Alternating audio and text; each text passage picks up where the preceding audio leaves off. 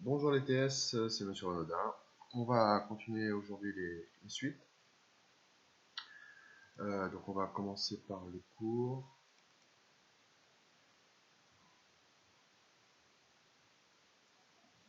Alors, donc on a fait la démonstration par récurrence. Oui, j'avais donné un petit exercice à faire la dernière fois, un petit challenge. Je le traiterai, tout à l'heure.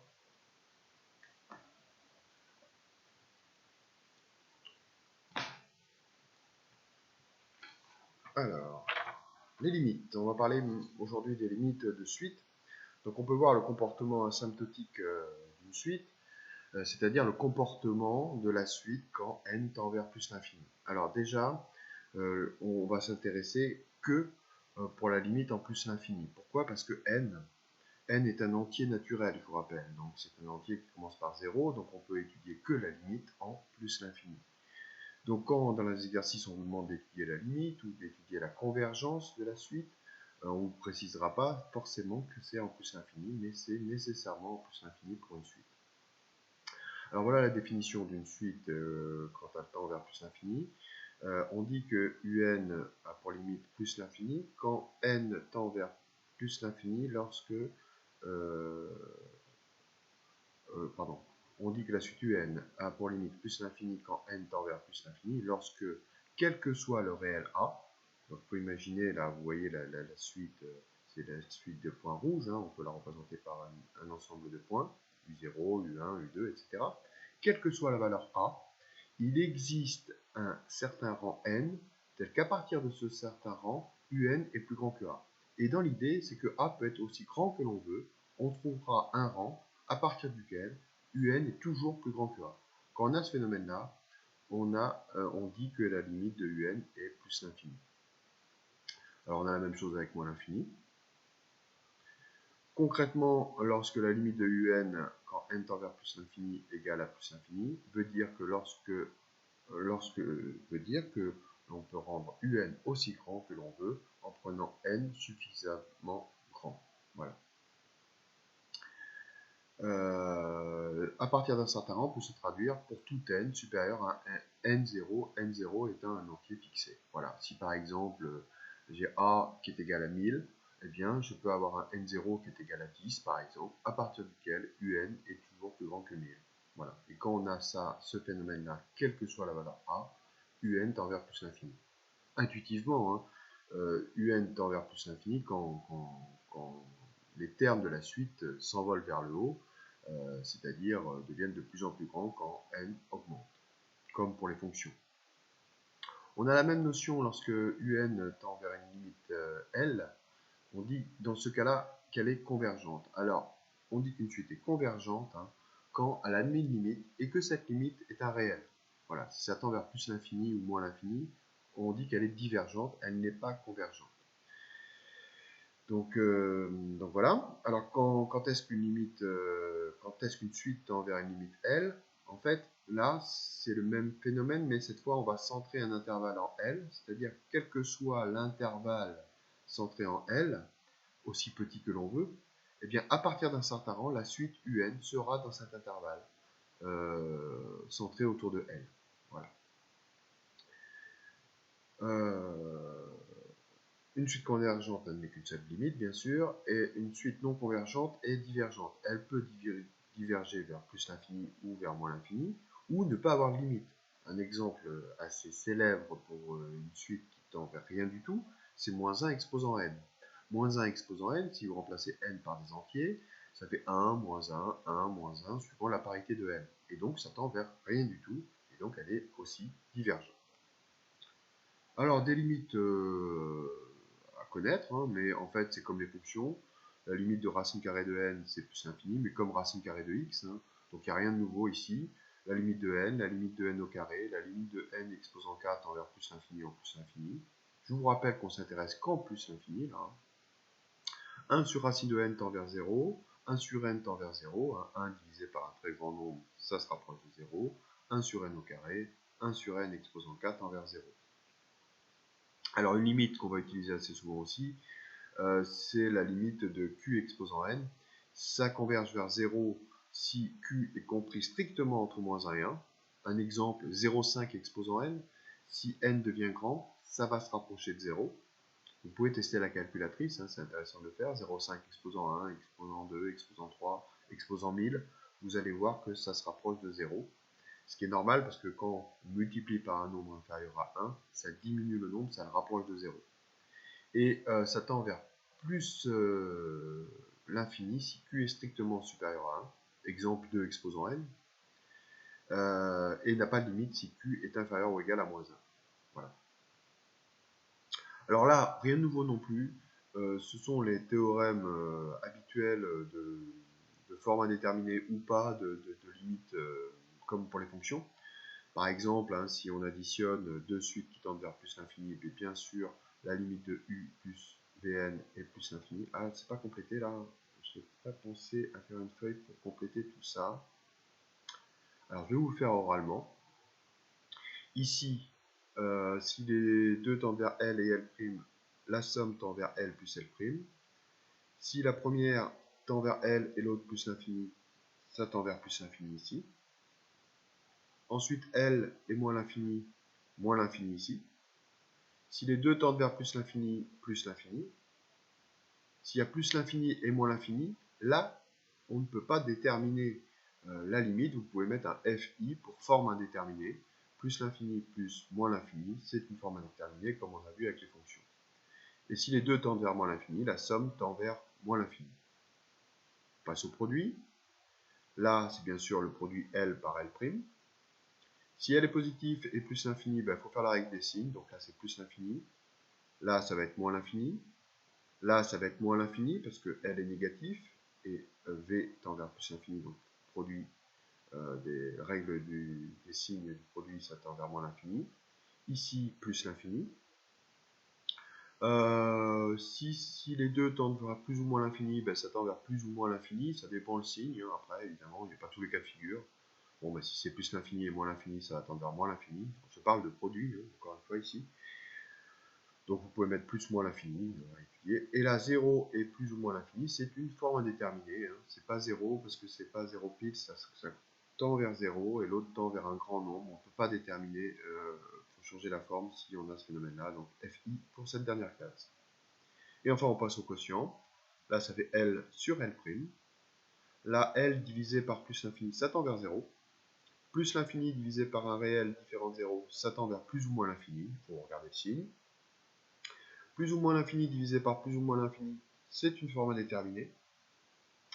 L différent de 0 et 0 plus ou 0 moins, ça tend vers plus ou moins l'infini, il faut regarder le signe.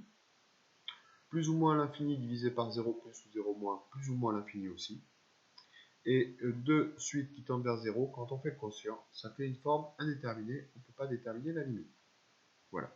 Je ne sais pas si j'étais assez clair, vous pouvez repasser la vidéo, j'ai répondu oralement à toutes les cases. Voilà, FI signifie une forme indéterminée, 0 plus, on l'a déjà vu tout ça, toutes ces remarques là.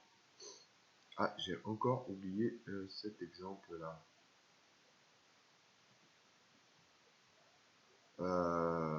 Bon, mais je vais le faire oralement, c'est pas bien compliqué. J'ai fait les autres, mais excusez-moi, j'ai oublié ce petit exemple pour les feuilles que j'ai préparées. Donc comment faire la limite de ça? Il suffit de faire la limite de terme à terme. 4n au carré. n au carré tend vers plus l'infini. Donc 4n au carré tend vers plus l'infini. Il faut détailler, hein, comme pour les fonctions. La limite de 1 sur n tend vers 0. La limite de 3 exposant n, donc ça tend vers plus l'infini. Pourquoi? Parce que 3 est supérieur à 1. Bien le justifier, ça. 3 est plus grand que 1, strictement. Donc la limite de 3 exposant n, c'est plus l'infini. Et donc par somme, il n'y a pas de forme indéterminée. Plus l'infini, moins quelque chose qui tend vers 0, plus l'infini. Le tout va tendre vers plus l'infini. Voilà.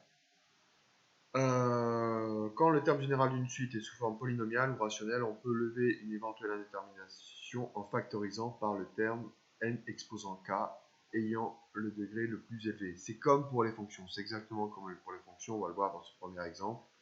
Calculer la limite de moins 2 n au carré plus n. Alors là, cette fois, je fais la correction.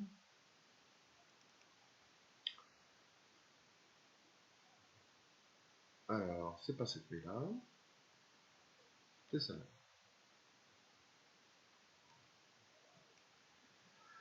Donc la limite de moins 2n au carré plus n, on factorise par le monôme de plus haut degré, ici c'est n au carré, donc voilà ce que ça donne. Et là on lève l'indéterminé. N au carré tend vers plus l'infini, pardon, 1 sur n tend vers 0. Donc la parenthèse ici tend vers moins 2, par produit, la limite du polynôme de la suite, c'est moins l'infini. Ensuite, on vous demande la limite de cette fraction. C'est le même principe que pour les fractions rationnelles, pour les fonctions. On factorise par le monôme de plus haut degré, donc par n au cube au numérateur, par n exposant 4 au dénominateur. On n'oublie pas de simplifier. Je peux simplifier ici par n au cube. Donc voilà ce que ça me donne. Et là, il n'y a plus d'indéterminé. Il ne reste plus qu'à détailler chaque terme. C'est assez fastidieux, mais il faut le faire, etc. Et donc la limite de la fraction, c'est 0. Voilà pour ces exercices. Je reviens au cours.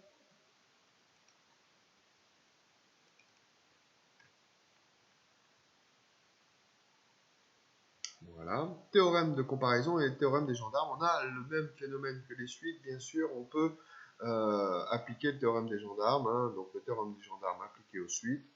Alors, que dit le théorème des gendarmes? Donc, lorsque un tend vers plus l'infini ou bn tend vers plus l'infini, donc en fait, si un est plus petit que bn, donc vous voyez ici, vous avez la suite un qui est représentée avec des petits points, et la suite Vn qui est déterminée par des petites croix. Voilà. Et on a Un, quel que soit, à partir d'un certain rang en tout cas, à partir d'un certain rang, Un, les petits ronds, sont plus petits que les petites croix. Voilà. Et donc, que dit le théorème des gendarmes? Si la limite de Un, la limite des petits ronds, est plus l'infini, alors Vn tend lui aussi vers plus l'infini. Ce qui est complètement logique. Si Un s'envole vers le haut, Vn qui est plus grand va elle aussi s'envoler vers le haut. On va faire la démonstration rigoureuse après, je vais la faire. Et pareil pour moi l'infini. Avant de passer à la démonstration, l'autre théorème, c'est celui-là pour proprement parler, le théorème des gendarmes. Si vous avez trois suites, cette fois UN, Vn, le prisonnier qui est encadré par les deux gendarmes UN et WN, si UN et WN tendent vers le même réel, vous avez le phénomène graphique ici, alors forcément le prisonnier Vn qui est encadré par les deux gendarmes va lui aussi tendre vers la limite L. On a le même théorème des gendarmes que le théorème pour les suites. Alors je passe à la démonstration pour ce petit 1 là. C'est intéressant de le faire et de revenir à la définition d'une limite de suite, surtout pour ceux qui vont continuer les mathématiques dans le supérieur. Voilà une démonstration qui vous donne une idée de ce qui peut être fait dans le supérieur. Comment démontrer ce petit 1? Donc, si UN est plus petit que Vn et que UN tend vers plus l'infini, alors Vn lui aussi tend vers plus l'infini. Voilà, c'est un style de démonstration qu'on peut voir assez souvent en maths sup ou en fac de maths, dans l'idée en tout cas. Donc voilà la démonstration. Alors, donc on me dit dans l'énoncé que UN est plus petit que Vn à partir d'un certain rang. Donc, il existe un n0 entier, je ne sais pas lequel c'est, mais il en existe un, tel que pour tout n, j'ai mis les notations un peu comme dans le supérieur, ça c'est pour tout, tel que pour tout n supérieur à ce n0, un est plus petit que vn. Maintenant, je vais prendre un réel a. Comme un tend vers plus l'infini, quel que soit le réel a, il existera un entier n1, tel que pour tout n supérieur à n1, un est plus grand que a. Ça c'est la définition d'une suite qui tend vers plus l'infini. Quel que soit le réel a aussi grand que l'on veut, il existera un entier n1, tel que à partir de n1, un sera supérieur à a. Alors après, pour la suite de la démonstration, je prends le plus grand entre n0 et n1. Et pour tout n supérieur à n2, un est plus petit que vn, parce que n est plus grand que n0, parce qu'il est plus grand que n2, donc il est plus grand que n0, parce que n2 c'est le plus grand de n0 et de n1. Et on a un qui est plus grand que a, parce que n est plus grand que n1. Je reviens là. Donc je peux en déduire que Vn, forcément, qui est plus grand que Un, qui lui-même est plus grand que A, que Vn est plus grand que A. Donc pour tout A réel, on vient de démontrer qu'il existe un entier N2, tel que pour tout N plus grand que N2, Vn est plus grand que A. Et bien là, je viens de démontrer mathématiquement, d'après cette assertion, que la limite de Vn en plus l'infini, c'est plus l'infini. Voilà. Voilà une démonstration qui fait intervenir pas mal de quantificateurs en plus. Hein. Il existe ici, pour tout. Voilà, quelque chose qui ressemble à du supérieur, à du bac plus 1 en mathématiques. Voilà pour cette démonstration. Ici l'exercice 4 que j'ai traité aussi, que je n'ai pas oublié. Donc l'exercice 4. Voilà. Alors on me demande la limite de n au carré moins moins 1 exposant n. Alors moins 1 exposant n c'est égal à moins 1 ou 1. Quel que soit l'entier n, hein, enfin ça dépend de l'entier n plutôt. Si n est pair ça donne 1, si n est impair ça donne moins 1. Donc je peux en déduire que moins 1 exposant n est toujours compris entre moins 1 et 1. Supérieur ou égal à moins 1 et inférieur ou égal à 1, quelles que soient les valeurs de n. Je multiplie par moins 1 l'inégalité, donc ici ça fait moins 1, là ça fait 1, et ça change le sens de l'inégalité, et je l'ai réécrit dans le bon ordre. Donc voilà ce que ça donne. Moins 1 exposant n est bien compris entre moins 1 et 1. Je rajoute n au carré à cette inégalité, j'obtiens ça. Et donc j'ai que le fait que un est supérieur à cette valeur-là, ce qui va me permettre de trouver la limite. Parce que n au carré tend vers plus l'infini, donc n au carré... Ah, c'est moins 1 ici. Je ne fais pas plus 1, c'est moins 1 ici. Donc la limite de n au carré moins 1 tend vers plus l'infini, parce que c'est celui-là qui va nous être utile, ici. Ça tend vers plus l'infini, n au carré moins 1 tend vers plus l'infini, donc un qui est plus grand que n au carré moins 1, eh ben, tend lui aussi vers plus l'infini, d'après le théorème qu'on vient de voir, qu'on vient de démontrer. N au carré moins 1 tend vers plus l'infini, donc un lui aussi tend vers plus l'infini.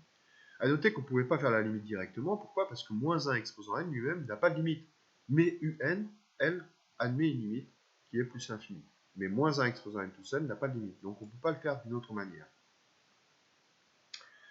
L'autre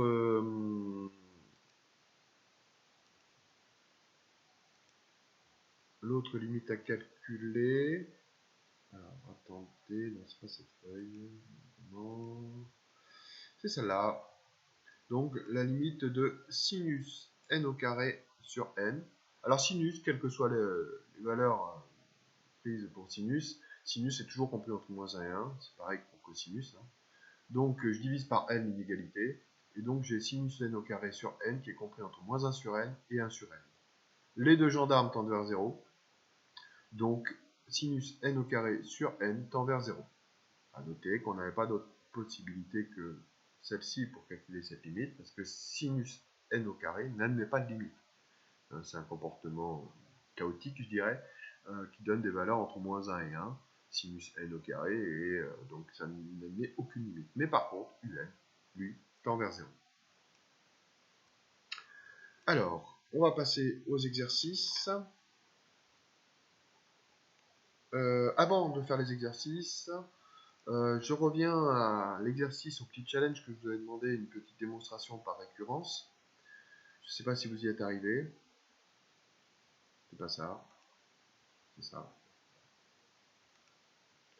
Je ne sais pas si vous y êtes arrivé. Bon, c'est un peu astucieux. Hein. J'aime bien donner ce petit exercice. Donc, je vous rappelle, il fallait montrer que, quel que soit l'entier n naturel, 3 plus n, 3 exposant n plus 2, plus 4 exposant n plus 2 est toujours inférieur ou égal à 5 exposant n plus 2. Alors, par récurrence, on pose Pn, qui est cette propriété-là, pour n entier. J'essaie de la montrer pour n égale à 0. Pour n égale à 0, le membre de gauche fait 25. Le membre de droite fait 25, donc j'ai le droit de dire que le membre de gauche est inférieur ou égal au membre de droite. P0 est vrai, la propriété fonctionne pour n égale à 0. L'hérédité, c'est là la difficulté. Donc je suppose que P de n est vrai, montrons que P de n plus 1 est vrai. Donc il faut que je montre il faut que je montre que 3 exposant n plus 3 plus 4 exposant n plus 3 est toujours inférieur ou égal à 5 exposant n plus 3. Si je suppose que c'est vrai au rang inférieur, donc comme j'ai supposé que c'était vrai au rang n, je pars de là. Je multiplie par 5 l'inégalité, il fallait y penser. Et donc j'obtiens ça. Je développe. Alors là, attention à ne pas faire une erreur de débutant, mais vous n'êtes pas des débutants, je le sais bien. 5 fois 3 exposant n plus 2, ça n'a jamais fait 15 exposant n plus 2. Ça n'a rien à voir. Là, il faut imaginer, c'est 5 fois 3, fois 3, fois 3, fois 3, fois 3, etc. Et 15 exposant n plus 2, c'est bien sûr 15 fois 15 fois 15 fois 15, donc ça n'a absolument rien à voir. On est peut-être tenté de faire cette multiplication, mais la puissance est prioritaire, et on n'a pas le droit, et c'est complètement, ça donne un résultat complètement différent. Donc pareil, ici, ça fait pas 20. Voilà, donc on obtient ça. J'ai pas ce que je veux. Alors là, une petite astuce, en fait, ça, c'est plus grand que 3 exposant n plus 3. Alors, comment je démontre? 3 est plus petit que 5. Bon, je pense que vous allez être d'accord avec ça. Je multiplie par 3 exposant n plus 2 à gauche et à droite. C'est positif, donc j'ai le droit de le faire. Je multiplie par ça à gauche et à droite. Et j'obtiens ici que ça donne 3 exposant n plus 3, qui est plus petit que 5 fois 3 exposant n plus 2. Je fais pareil ici avec 4 plus petit que 5. J'obtiens ça. Et donc la somme de ces deux plus petits là, enfin de ces deux plus grands plutôt, est supérieure à 3 exposant n plus 3 plus 4 exposant n plus 3. La somme des deux plus grands est plus grande que la somme des deux plus petits, ce que j'ai écrit là. Donc ça plus ça est plus petit que ça plus ça. D'après ces deux inégalités. Et donc du coup, comme ça c'est plus grand que cette quantité-là, et que cette quantité-là est inférieure à 5 exposant n plus 3, je peux en déduire que 3 exposant n plus 3 plus 4 exposant n plus 3 est inférieur ou égal à 5 exposant n plus 3. La conclusion, voilà. Voilà pour ces exercices. Alors, ce que vous pouvez faire maintenant, je reviens aux limites. Vous pouvez faire les exercices 64, 65, 66, page 25. Alors, ces trois exercices, là, je vais les corriger, là. Parce que c'est pas si facile que ça. Vous pouvez essayer de les faire. Hein, mettre pause et essayer de les faire. C'est un vrai faux. Mais c'est pas si évident que ça à trouver. Essayez de les faire. Moi, je vais les corriger. Et après, alors, des exercices de base, d'application. Et là, par contre, vous pouvez, je les ai pas corrigés. Vous pouvez regarder la correction du livre.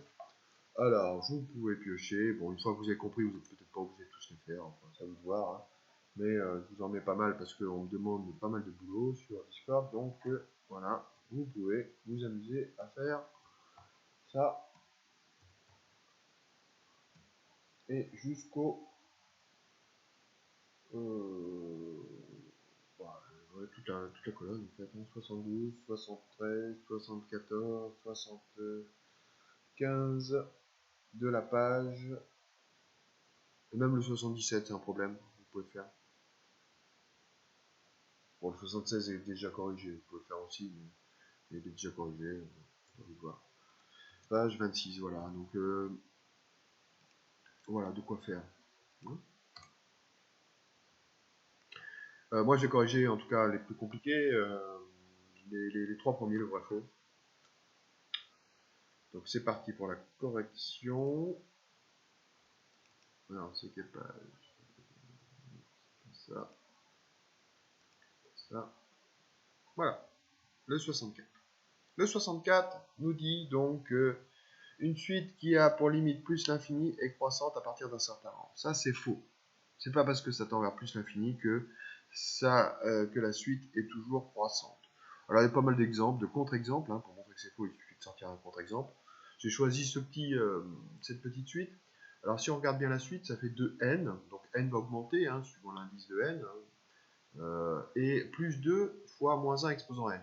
Donc, en fait, suivant la parité de n, ça va faire plus 2 ou moins 2.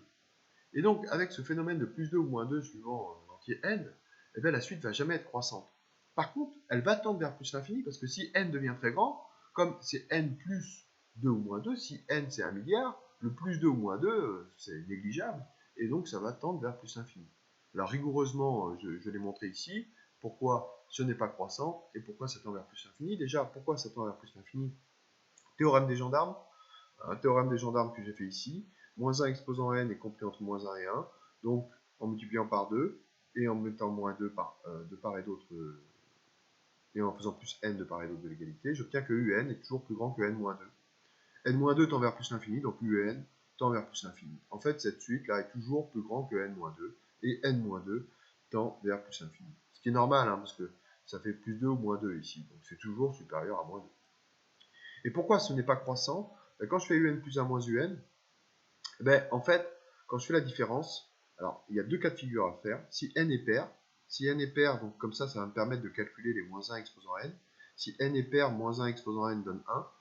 Donc moins 1 exposant n plus 1 donne moins 1. Et donc le résultat donne moins 3. Donc un plus 1 moins un égale à moins 3, ça veut dire que ça c'est négatif, ça veut dire que un plus 1 est plus petit que un, ça voudrait dire que si n est pair, c'est décroissant.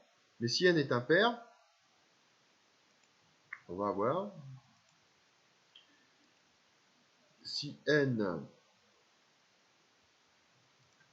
est impair, par contre, alors, il y a pas cette page, c'est la 14, non, c'est la 15, évidemment. Donc si n est pair, par contre, on trouve 5. Si n est impair, on trouve 5. Parce que moins 1 exposant n donne moins 1. Vous détaillez le calcul, ça donne 5.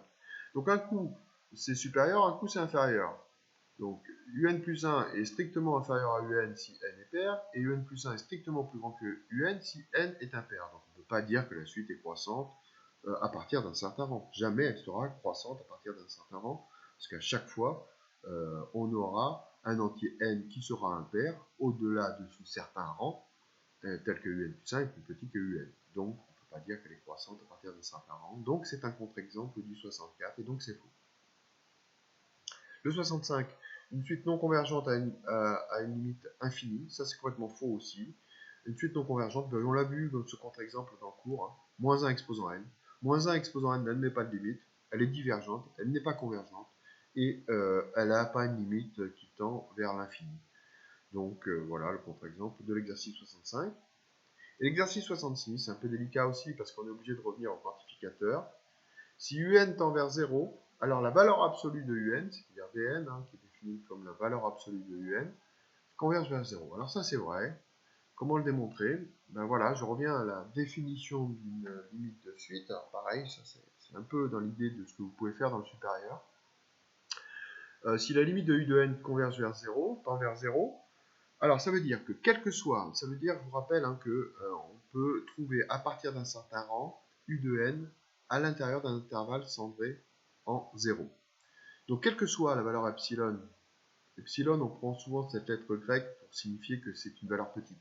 C'est-à-dire quel que soit le epsilon aussi petit que l'on veut, strictement positif, hein, aussi proche de 0 que l'on veut, on sait, comme ça tend vers 0, qu'il existera un entier n0 tel que pour tout n supérieur à n0, un est compris entre 0 moins epsilon et 0 plus epsilon. Voilà. Ça peut être 1 millième, 1 dix millième, 1 milliardième. On aura un certain rang à partir duquel un sera compris entre moins epsilon et plus epsilon. Donc comme Vn c'est la valeur absolue de un, ben, quand on prend la valeur absolue de cette inégalité, la valeur absolue de un, forcément, Vn, est supérieure à 0, parce qu'une valeur absolue est toujours plus grand que 0, et inférieur ou égal à epsilon. Ça ne peut pas dépasser epsilon. La valeur absolue, je vous rappelle, hein, c'est le même nombre quand c'est positif, et c'est l'opposé quand c'est négatif. C'est-à-dire, la valeur absolue de moins 3, c'est 3, par exemple. La valeur absolue de 25, c'est 25. Donc forcément, Vn est compris entre 0 et epsilon. Donc je peux dire que Vn est compris entre moins epsilon et epsilon. Et donc pour tout epsilon strictement positif, il existe un certain rang n0 tel que pour tout n supérieur à n0, Vn est compris entre 0 moins epsilon et 0 plus epsilon. Donc la limite de Vn, c'est plus l'infini en plus infini. Je viens de penser là en faisant la correction qu'on aurait pu faire avec le théorème des gendarmes aussi. Parce que Vn est compris entre un et moins un. C'est forcément inférieur ou égal à un, Vn. Et je viens de raconter une belle bêtise. Non, ça c'est faux.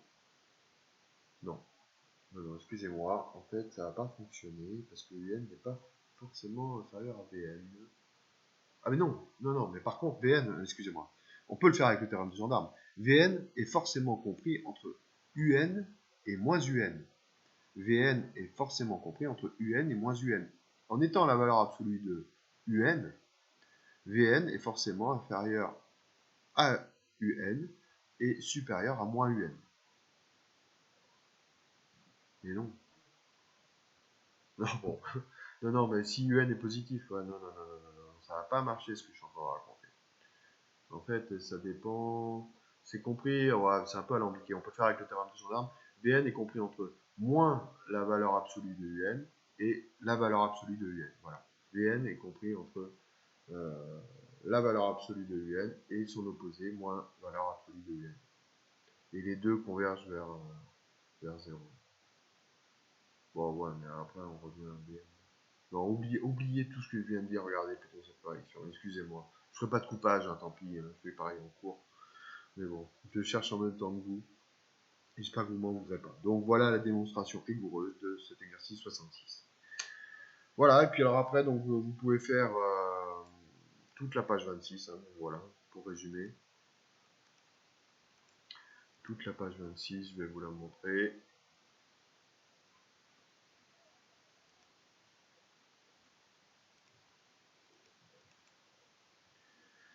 Livre TS, page.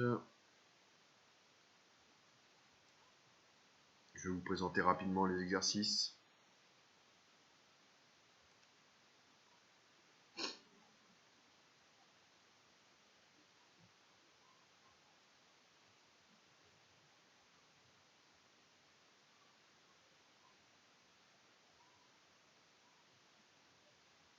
Voilà. Bon, là, c'est des limites assez simples à faire. Hein. Utiliser les limites comme pour les fonctions. Hein. Mais je vous rappelle encore que c'est en plus infini. Hein.